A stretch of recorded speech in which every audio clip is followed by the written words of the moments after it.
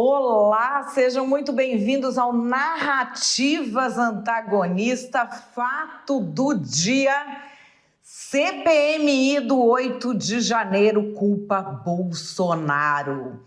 Gente, como é que nós vamos discutir esse tema? Isso aí vai pegar fogo nas redes? Ou será que essa CPMI ninguém tá ligando? Enfim, aqui no Narrativas Antagonista, a gente sobe o nível do debate para você não cair nas narrativas. O que é narrativa?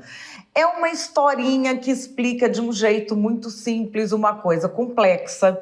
As pessoas se identificam com aquilo e passam a repetir como se fosse a opinião delas.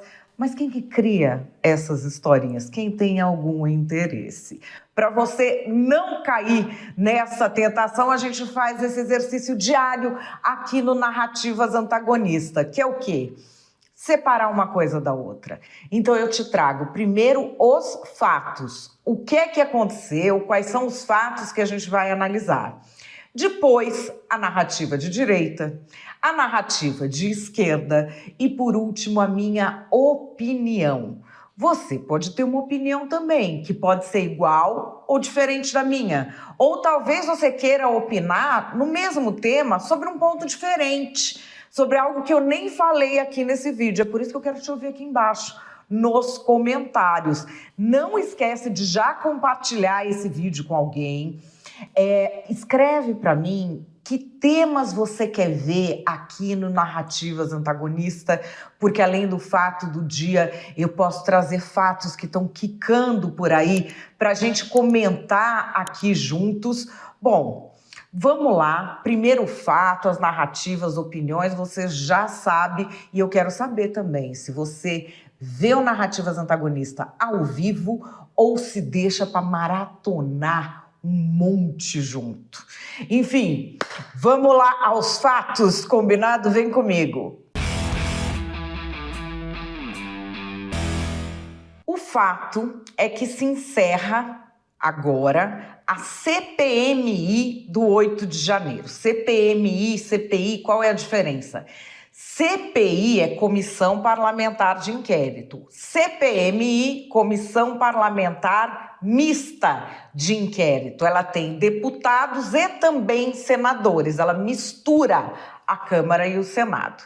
Ela se encerra agora. Como é que é feito esse encerramento? O relator da CPI, no caso, relatora, a senadora Elisiane Gama, apresenta o seu relatório. Esse relatório, ele não recebe, vamos dizer, oficialmente, a contribuição dos demais componentes. O relator, com base naqueles depoimentos que são feitos ali, ele decide o que colocar no relatório final. É claro que, informalmente, eles se conversam, algum pega uma sub-relatoria, que eles chamam, então, olha, tal tema específico ou tal depoimento específico, meu gabinete vai analisar, mas a responsabilidade do que está no relatório final é do relator. E aí, já acabou? Não. Apresentou hoje, aí o pessoal combina de pedir vista. Pedir vista igual tem no STF, mas para quê? Para as equipes parlamentares terem acesso à versão final. Geralmente, esse relatório até é compartilhado antes, o pessoal mais ou menos imagina o que tem ali. Mas é quando as equipes vão ver ali, ó, na ponta do lápis, tudo certinho, o que é que tem na versão final, para os parlamentares decidirem o que vão fazer amanhã, que é o quê? A votação. Ele vai votar se a CPMI aprova ou não aprova o relatório final. Esse relatório final, que a gente teve aí lido pela senadora Elisiane Gama, ele mira basicamente em Jair Bolsonaro e em toda aquela cúpula, principalmente militar, que estava com ele. Mas tem aí até alguns parlamentares, tem gente que está em outros processos aí sendo investigado no STF. Enfim, a senadora foi bastante dura ao falar de Jair Bolsonaro. Vamos ver. No dia 8 de janeiro de 2023, o Brasil viveu o maior ataque à democracia de nossa história recente.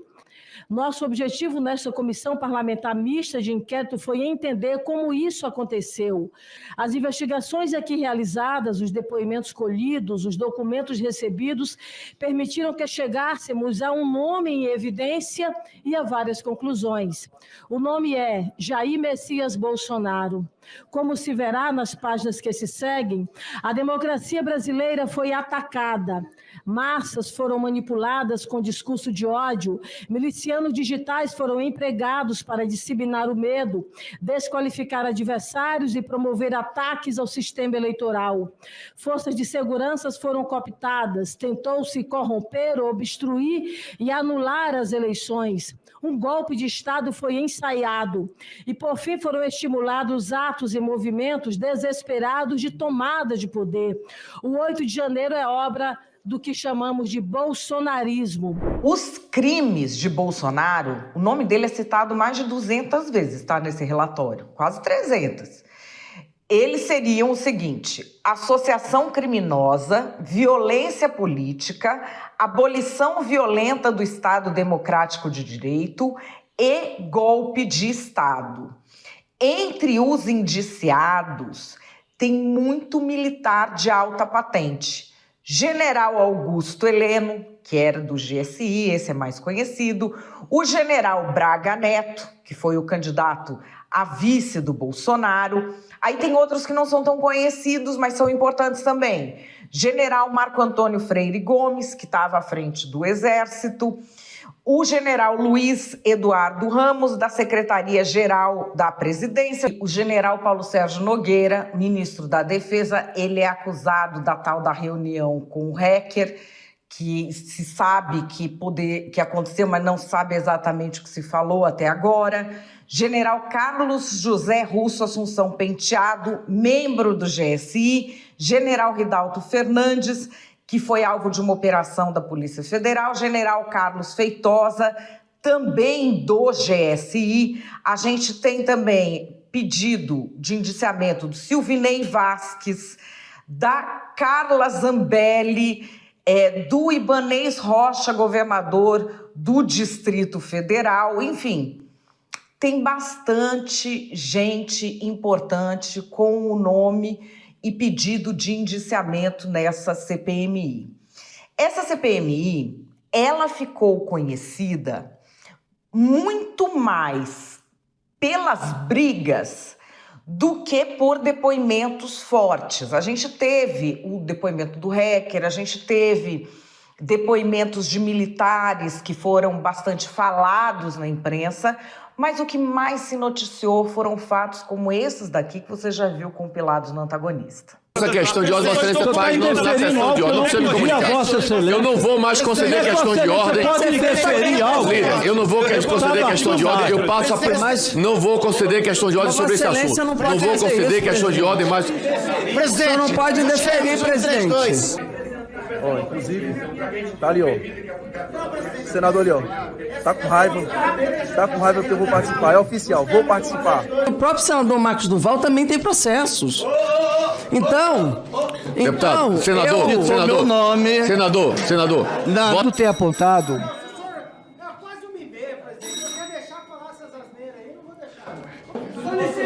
A orientação da mesa é que, em caso de recusa do deputado se retirar do plenário, o presidente suspenderá a sessão, que será reaberta até que obedecida a determinação.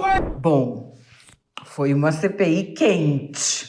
Será que a votação do relatório final amanhã vai repetir esse clima?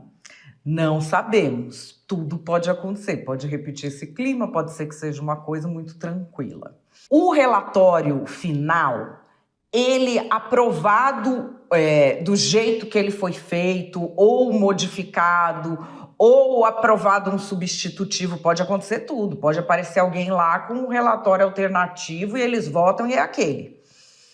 Esse que a gente tem agora, da senadora Elisiane Gama, ele pede indiciamento de um monte de gente. Vai acontecer o quê? Esse povo já vai virar réu na justiça? Não, não é assim que funciona. Separação de poderes. Lembra? Tanto em CPI quanto em CPMI, o que é que acontece com o relatório final? Aqui vamos dizer que se aprove tudo. Ela pede indiciamento do Bolsonaro, todo mundo vai lá e aprova o indiciamento do Bolsonaro e esse relatório final está feito. O Bolsonaro está indiciado? Não. O relatório final, ele vai para o Ministério Público.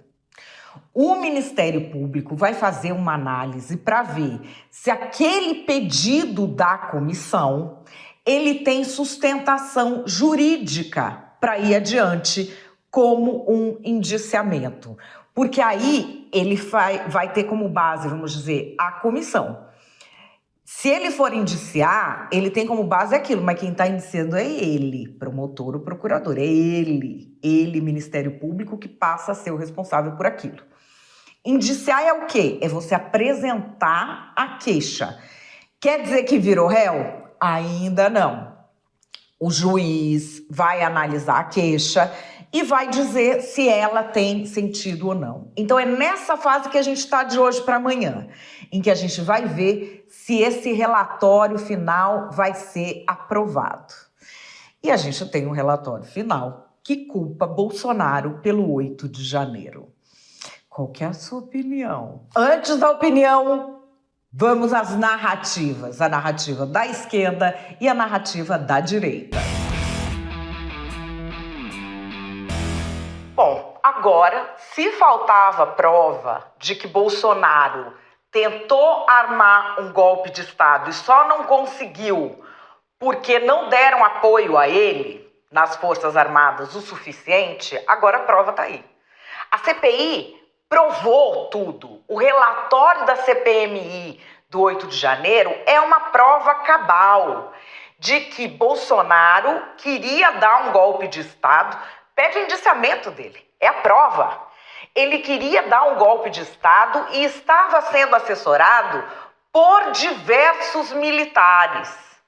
Ou seja, o que a gente viu ali no 8 de janeiro, o atentado terrorista de 8 de janeiro aqui no Brasil, é algo que foi orquestrado por Jair Bolsonaro, como prova a CPMI.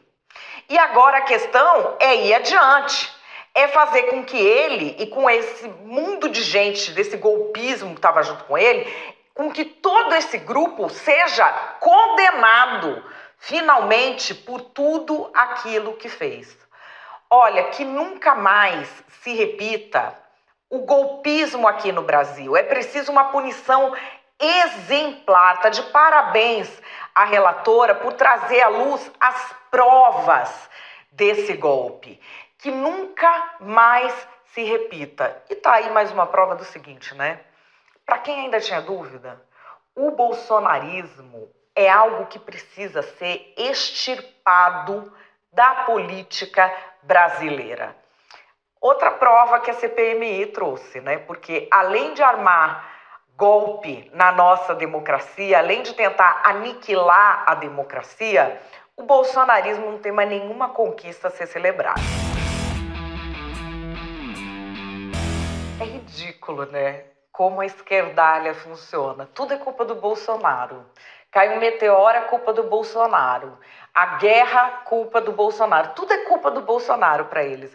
A CPI termina com um relatório ridículo que não tem uma prova, dizendo que o Bolsonaro queria dar um golpe. Por que não investigou o papel do PT? Cada coisa que apareceu leva o hacker lá, filhotinho do PT, para inventar história. Ele inventa história, não consegue comprovar nada, fica o dito pelo não dito, fica isso por isso mesmo. E a participação do G. Dias? Por que não investigou? E o Flávio Dino, com as fitas ele sumiu com as fitas do 8 de janeiro. Cadê a gravação, os vídeos do 8 de janeiro? A companhia que é terceirizada apaga.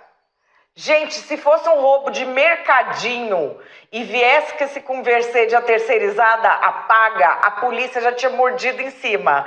Acontece uma coisa, feito o 8 de janeiro, o Ministério da Justiça tem filmagem, assumiu, o cachorro comeu o vídeo. E aí essas coisas não aparecem no relatório final, né? Depois, a esquerdalha fica triste quando a gente fala da picaretagem deles. Quando a gente fala que esquerda é sinônimo de desonestidade. O que eles estão querendo fazer? pintar um cenário para tentar calar o bolsonarismo, para tentar deixar o pessoal com medo, para ninguém nunca mais voltar nas ruas, e estão tentando interferir no julgamento dos heróis do 8 de janeiro, que são essas vítimas da ditadura da toga que estão no Supremo. Fica tentando dizer que era tudo parte de um grande projeto criminoso, e que isso e que aquilo. Ou seja, estão tentando calar o cidadão de bem. Mas já sabe, né? Não vão conseguir. O PT levou por um dedinho dessa vez, e eu acho que o pessoal já está com a paciência tão cheia que PT nunca mais.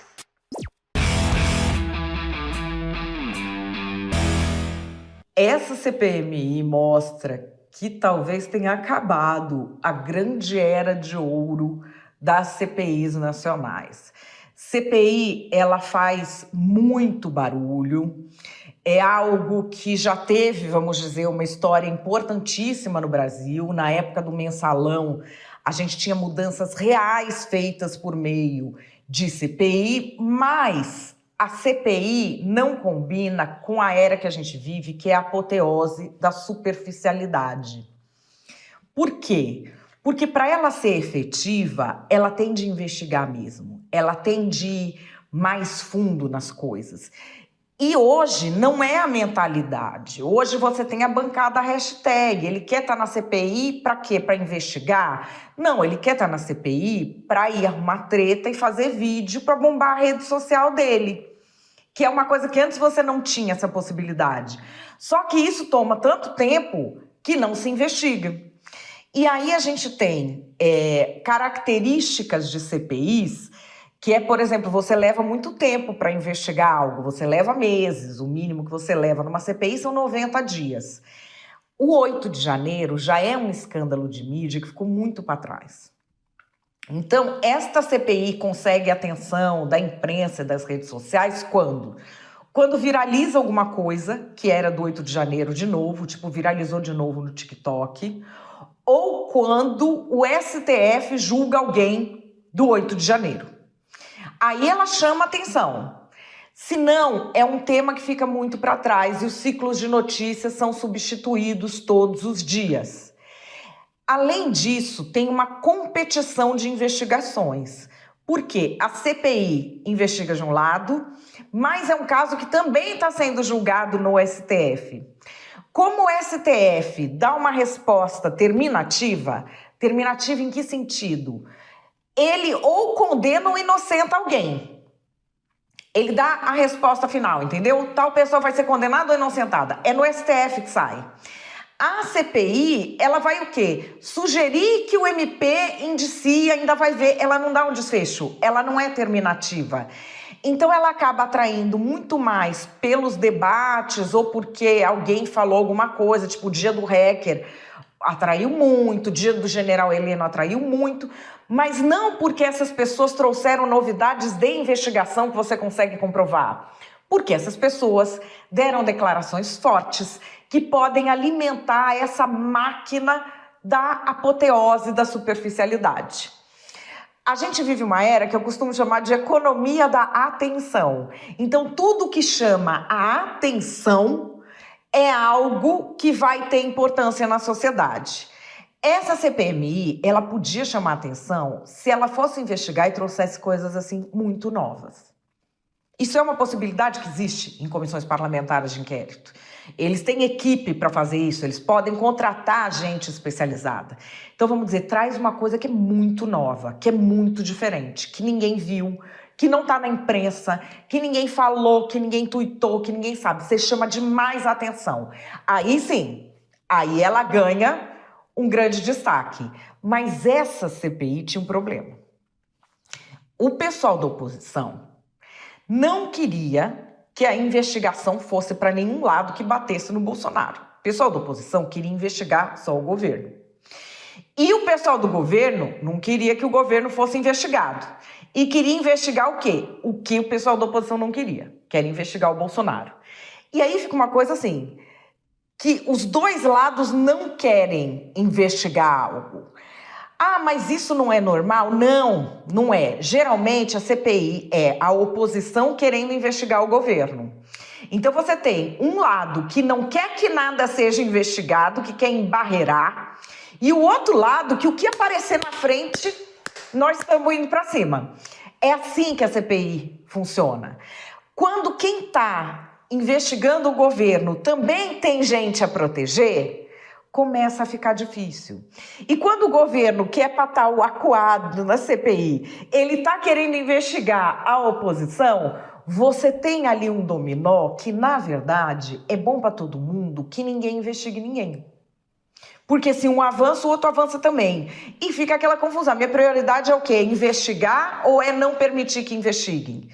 Então ela ficou morna. Ela traz um relatório final muito forte, porque pede indiciamento, fala com palavras fortes do presidente, coloca o Bolsonaro ali como o centro de tudo, mas ela não tem substância.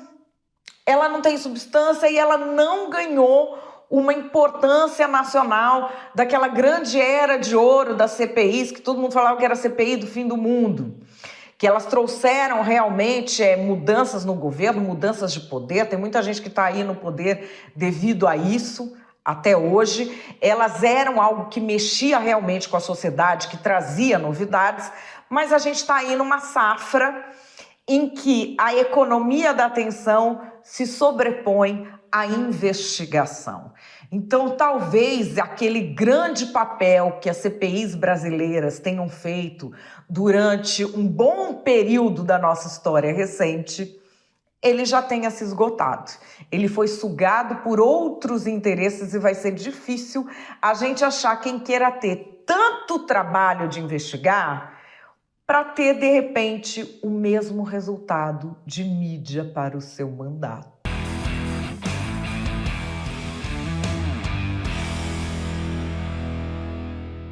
Enfim, essa é a minha opinião. Eu quero saber qual é a sua opinião. Não deixa de ler a minha coluna no Antagonista, que eu explico com mais detalhes esses temas que eu trago aqui para vocês no Narrativas. Já deixa o seu like se não está inscrito no canal ainda. Se inscreve, toca o sininho, compartilha esse vídeo com alguém. Amanhã, 5 da tarde, estou aqui de volta com vocês. Beijo, até lá.